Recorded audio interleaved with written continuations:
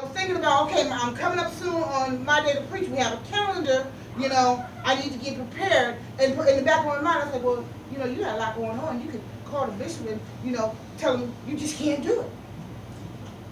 Because that's how I felt, right? And God said, no, keep it moving. And I'm letting you know, I had been reading my word, and I had been trying to figure out what I was going to preach about, but I hadn't actually got it together yet, right? So a little while after that, I started to doubt myself because I was going through a lot, and I wanted to pull my hair out, and I got kids screaming, I got this one needs this, and I got to work, and I got to pay bills, and I'm telling you how I felt. Right, so I said to myself, I'm gonna call Pastor Claudine, and she's always ready. If I tell her I can't do it, God said no. Don't you dare. Right? So here I am, and I'm telling y'all about me and how I got to this message. Right? I remember a couple of days ago, about a week ago, I'm on my porch. Right? I got the baby crying. I got the kids running around. Right? I got a phone call about money that's due. Right? I got all this right now, and it's starting to I'm feeling overwhelmed. And in the moment, I needed to go to the store to get something, and I looked in my pocketbook and couldn't find my debit card. I flipped out.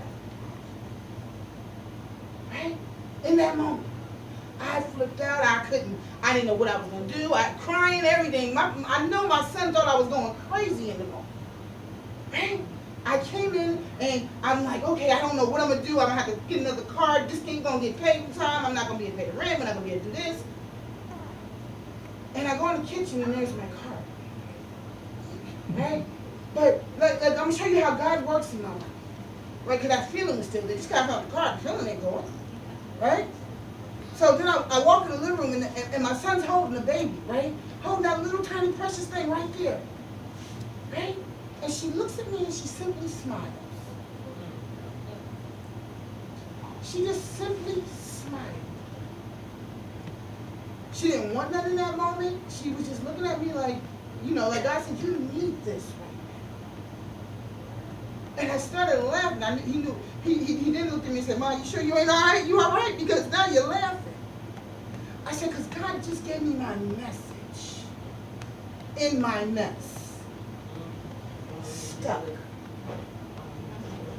See, we all go through those times of being stuck, right? And I know y'all was looking at the responsive reading this morning, and some of y'all might have been like, huh? Because I didn't want to use that as my responsive reading. I didn't. To me, it was kind of, harsh. Job is yelling at God. I didn't want to use that. Hold up. Somebody who told me once before I like to try to make things nice and pretty and sound sweet sometimes.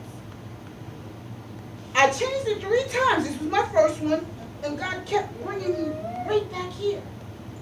So I'm going to go ahead and read this for you. Responsive reading, Job 3:1. If you want to join, it's in your program, so you ain't got to pull nothing out, or you can just listen. Job 3:1-10. After this, Job opened his mouth and cursed the day of his birth. He said, may the day of my birth perish, and the night that said, a boy is conceived. That day may it turn to darkness. May God above not care about it. May no light shine on it. May gloom and utter darkness claim it once more. May a cloud settle over it. May blackness overwhelm it. That night, may thick darkness seize it. May it not be included among the days of the year, nor be entered in any of the months. May that night be barren. May no shout of joy be heard in it. May those who curse curse that day. Those who are ready to rose Leviathan, may its morning star become dark. May it wait for daylight in vain, and not see the first rays of dawn for it. Did not shut the doors of the womb on me, to hide trouble from my eyes. That sounds like some craziness to say to God, don't it? Now we're talking about Job. Now, I'm pretty sure most of you are familiar with the story of Job, right? With the patience of Job. We say it in the battle-ready prayer. I want to have the patience of Job. But wait a minute. Look what he just said to God. Right? Look at that. A man of God, a man of great strength. He went through losing his children, losing everything. Now Job was he had quite a few things, right? If you go to Job 1, he had quite a few things he started off with, right? But then it was taken from him, one by one, simultaneously taken from him. And even in that, he praised God, right? Even in that, I want to be like Job. But wait a minute, I just told you I was on my porch and I was screaming. I was crying. I couldn't find over a debit card. That was my breaking point. Right? See, we need to get familiar with our Bibles because Job, while he did not curse God, he did go through. Which shows me I'm going to go through. God's not a respecter of a person. If he do for you, he'll do it for me. So Job can go through some stuff and come to the other side. Can't we? Can't we? Right? That feeling of stuck. Right? I don't know what your stuck is. Right? And if you're not in the feeling of stuck, armor up, get ready because it's going to happen eventually. Come on. Right? Because we all go through. But it's what we do when we go through that matters. Right? What we do when we go through. See, I love Job. I love the book of Job. I love, like, if you actually get into it and the conversations, it's 42 chapters, right? 42 books. That might seem like a lot to somebody, but it's really not. It's really not. See, and I was when I was doing this, I was like, wait a minute. When I got brought to Job, because I'm gonna let you know I was somewhere else first, but I kept going back to Job, and I'm like, well, how do I do Job? Because I want to talk about the beginning, the middle, and the end, and I can't sit up here and preach 42 chapters to you. God said, I got you. I got you. See, the message is feeling stuck, so that's what we're gonna stay for a second, right? Job found that feeling of despair. Oh, Jesus. Thank you, Lord. Job found that feeling of despair. Job was nearly crushed by the pain of suffering. He tore his robe, shaved his head, and fell to the ground when he heard that his children had died. His physical ailments were so painful, he used broken pottery as the instruments in his homemade surgery. And yet, in the midst of such pain and heartache, Job issued some of the greatest statements of faith ever heard. Naked I came from my mother's womb, and naked I will depart. The Lord gave, and the Lord has taken away. May the name of the Lord be praised. That's where he started. That patience. That's where he started, right? That's where we all want to be, right? I want to be like Job. But then I got to remember, if I want to be like Job, I need to get deeper in Job's story, because Job, while he was a patient man, while he was a faithful man, he did go through some things. Right? Oh. The full impact of what had happened to Job hit him. He felt grief, pain, and despair. He cries out that he wishes he was never born. That's the verse we just read. Right? So he went from 1 to 3. Right? He went through a process. Don't many of us go through that process? As Christians, we go through that process because we know the right thing is to praise God through it anyway. Amen. Right? We know that, and that's what we come into church and we do. But then we go home. And that pain, and that despair, and that loneliness, and we ain't got the congregation looking at us. Right? We're able to go in that room and it can hit us. Just like it hit Job. That humanness, right? It hit him. Job is a reflection of us. Often when tragedy strikes, we are martyrs of faith 1 minute, and models of despair the next. We alternate between peace and fear. If we are forced to wait, we continue to alternate between hope and despair. There are days that we could almost nominate ourselves for sainthood, and there are other days when we're embarrassed to call ourselves Christian. I'm being real. I'm being honest right here. I don't know about y'all. I'm talking about me, and I'm pretty sure that I'm touching on some of you right now. Come on. Right? Because I can't tell y'all about something I ain't been through. There are days where I feel like I can come up in here and I can preach and teach and, everything's going right. And there are days when I'm like, God, are you sure I'm supposed to be teaching your word? Are you sure I'm supposed to be preaching your word? Look at my life. Look at what I'm going through. And then I have a young minister pray for me this morning, right? And as she was praying for me, I got to back it up a little bit to Thursday before I tell you what she did this morning.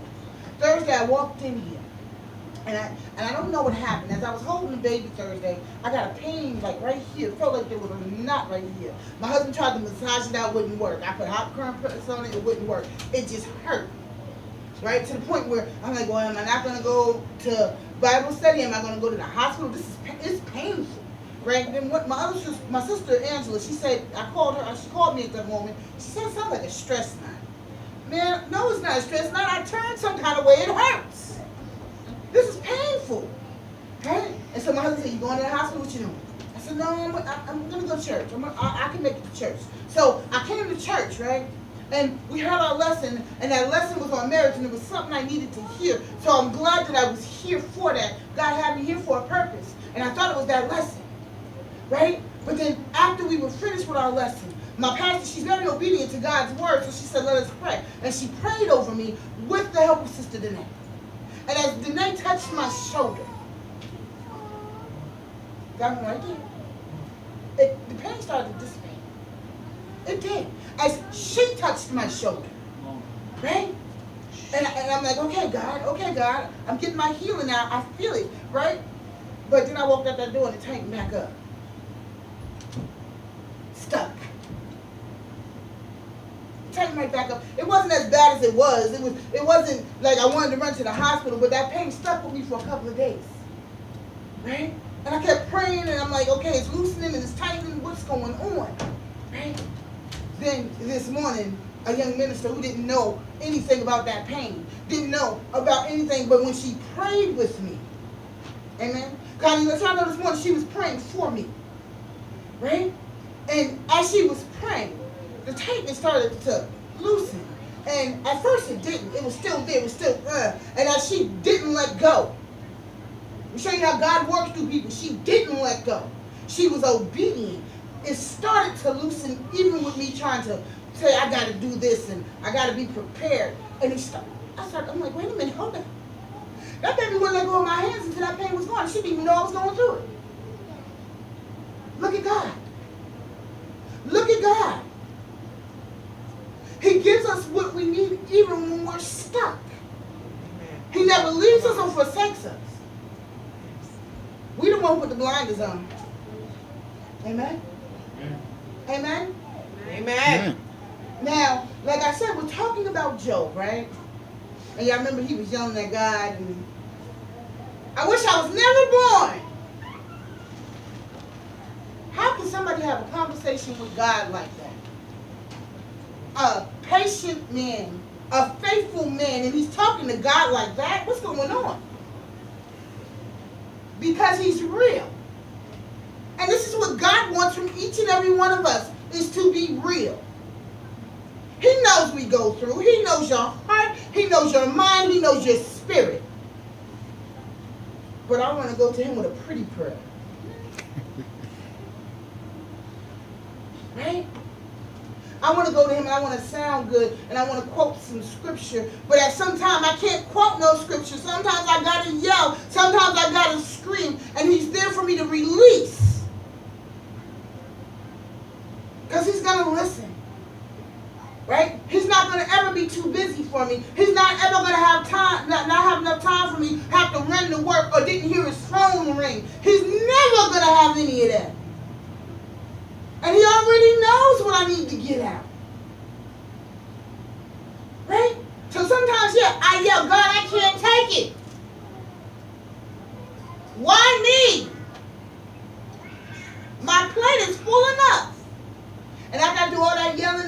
digging and venting and getting it out. Okay, God. He sends the answer. I'll get a phone call from Bishop, Pastor Mona, Pastor Claudine. I'll get a phone call even from Danae. Right? And in that conversation, they don't know I was just screaming and yelling and having this debate with God about my life because I'm tired. They'll say something. And I'll go, okay, God, I get it. I don't know how he gives y'all messages, but I know how he gives me mine. Right? Because I'm hard-headed, right? Been hard-headed my whole life. I have. And he works real hard on me. He don't give it to me gentle. He don't give it to me sweet. Sometimes it's a kick in the butt. But it's real. Right? So sometimes I'm Job. Sometimes you're Job. And it's okay. It's okay that we ask questions. Because that's what he's there for, to give us the answers. How can I get the answers to the questions I have if I'm not willing to ask them? And I'm talking about my life. Or maybe I'm talking about yours. Maybe you're stuck in something right now. Struggling to get through whatever it is. God's answer is right there. You just have to ask. And be willing to receive. Right? I gotta be in that position. That receptive position. And sometimes I'm not there. I'm being real. Sometimes I'm not. But in those moments, it gets me a little bit harder. Because that's what I asked for in my life. I asked that he guide me. Guide my footsteps and guide my tongue. I ask him that every day, a couple of times a day sometimes. And he answers my prayers always. And sometimes I don't like the way he answers. Right? But he's always answered. Even when I'm not paying attention, I'll look back. Like, how did I get through whatever it was? Oh, you sent Pastor Claudine to tell me that I need to quit being stupid. Amen. I didn't say it. I'm just using that. She uses nicer words sometimes.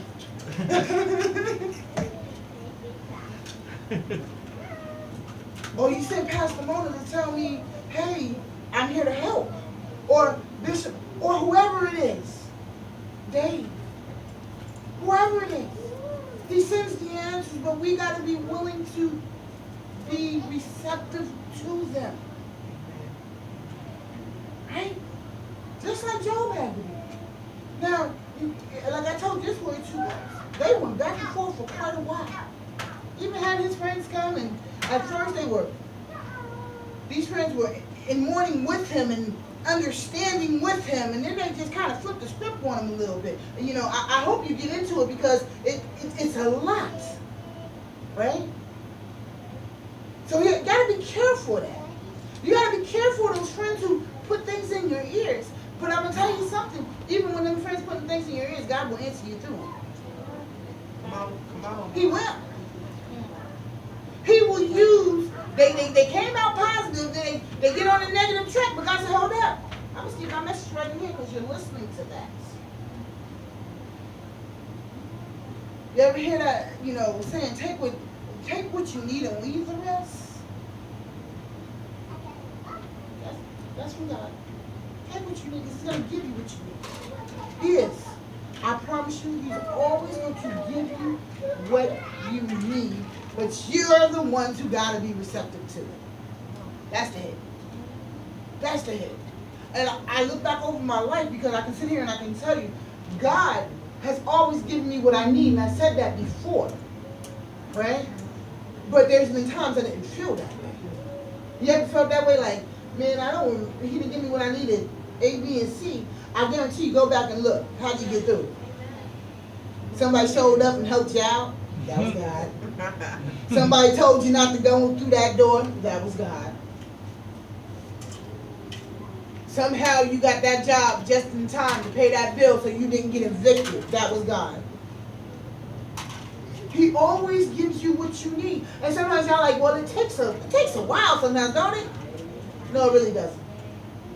It really, I'm here to burst your bubble. He answers you what you need right when you need it. But you got to get receptive. It'll wait right there for you. Huh? You ever heard that blessing's right there? Just every time you pray. It's right there. And I guarantee you look over your life, you'll see I'm not lying. Right? Because he's done it for me, so I know if he's done it for me, he's done it for y'all. I want to share a story with y'all that I found online, and I was looking at it, and I want to show you how God will change your mind and just show you how through the pain and through whatever you're going through, he will create something beautiful. A preaching professor at Harvard University tells the story of this year. His 5-year-old son was working on an art project in his kindergarten class. It was made of plaster, resembled nothing in particular, but with some paint and sparkles and time in a killing. It was ready to be wrapped as a gift. He wrapped it himself and was beside himself with excitement. It would be a gift for his father. 3 months in the making.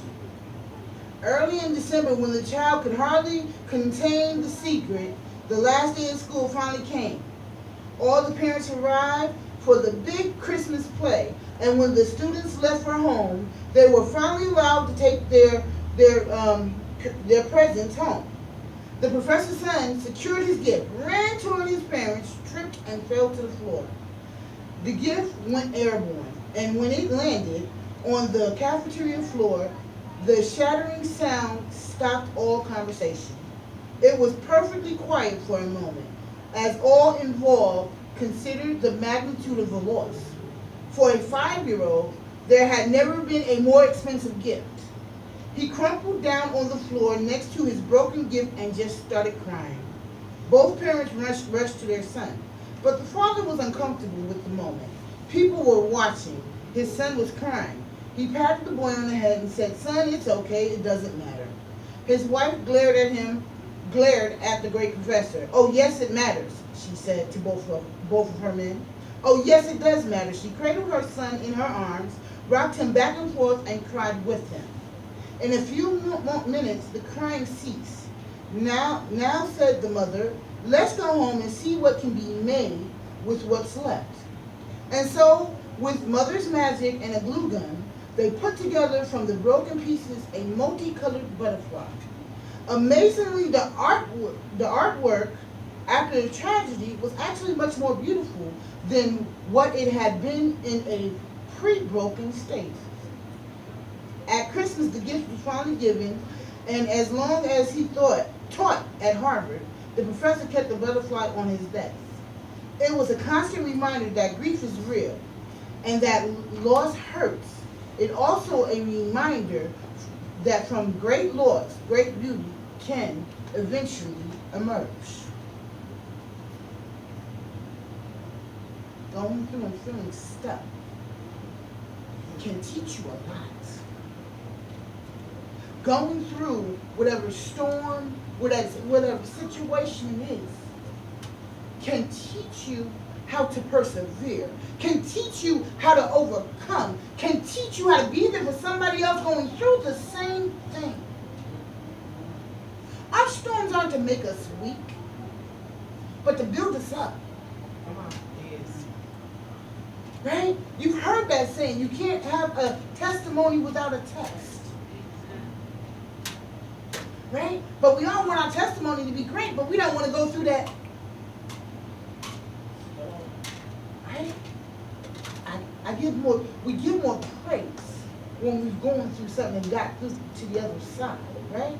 You ever notice that? Once you get through, you ready to stomp and holler and shout? Because you learned something. You got through something. God showed you something. God brought you through to the other side. I'm not going to keep you long this morning. Because God has truly, truly, truly blessed me. He's blessed me. He's blessed me with the opportunity to serve Him. He's blessed me with the opportunity to be there for my family. He's blessed me with the opportunity to grow. And I know in the moment sometimes I don't feel like it. I want to be stubborn. I want to have my temper tantrum. I want to, right? But in those moments can be some of the greatest moments He gives me.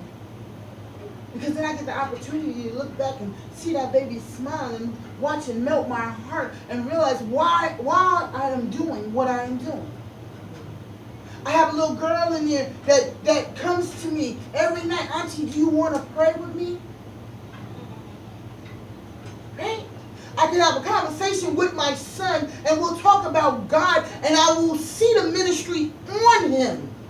And I'm talking about Rashid, just so y'all know. Hmm? Amen. Amen. Right? God blesses me in those moments. So I got to get stuck sometimes. But I better not stay stuck. Job didn't stay stuck. I don't want y'all to leave here thinking he did. He got to his end. Right? He went back and forth with his friends. He went back and forth with God. He knew who to listen to, right? Because eventually, let me tell y'all what he eventually got to. Job 42. Okay. 42 and 1. And we start at 1 here. Excuse me. Okay. Job confessed God's rightful sovereignty over all matters, including his situation. He had questions for God's actions previously. God's speeches about his ordering of the world caused Job's capitulation. Excuse me. Job had questions. Job had questions. Hold on. So he was able to question God and get answers. Amen. The equality and justice of God dealings. God's wise handle of the physical and natural world convinced him that though he may have committed no overt sin, he had dabbed in questions beyond his understanding and experience. Job now understood something of God's justice and wise dealings with strongest of the creatures. Although Job had previously considered himself to be upright, he confessed that he had been influenced by errant understandings. By saying he now saw God, he meant that he had experienced God's presence and understood him better. We'll read it up here too. I want to make sure y'all can understand it. I know that you can do anything and no plan of yours can be thwarted. You ask, who is this who conceals my counsel with ignorance? Surely I spoke about things I did not understand, things too wonderful for me to know. You said, listen now, and I will speak. When I question you, you will inform me. He's talking to God. He's talking to God. He will inform you. You have a question, he'll give you the answer. That's his word. I didn't make that up. Hmm? That's in his word.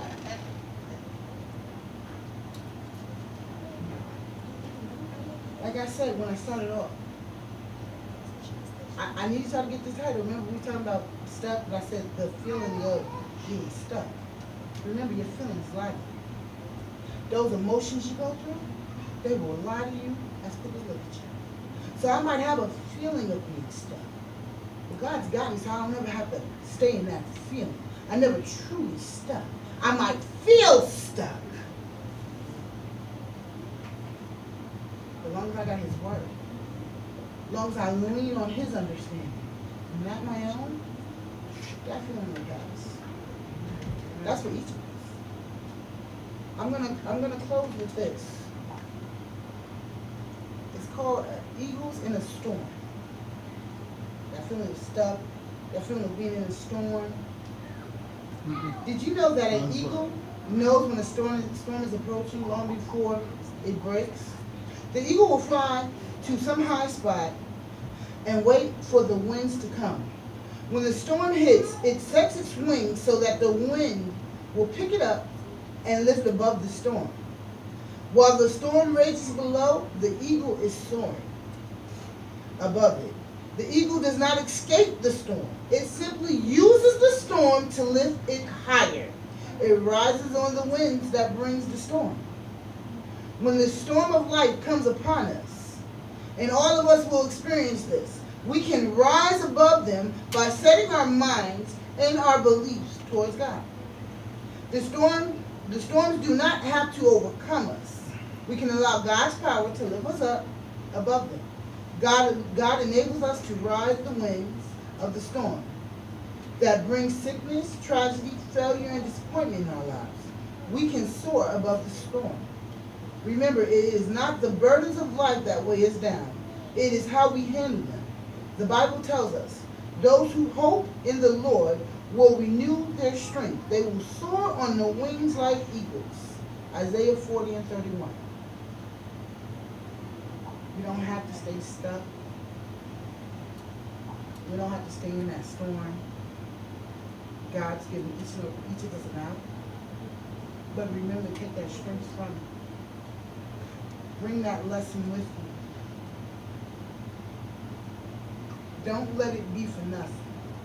Amen? Amen. Amen. Amen. Well,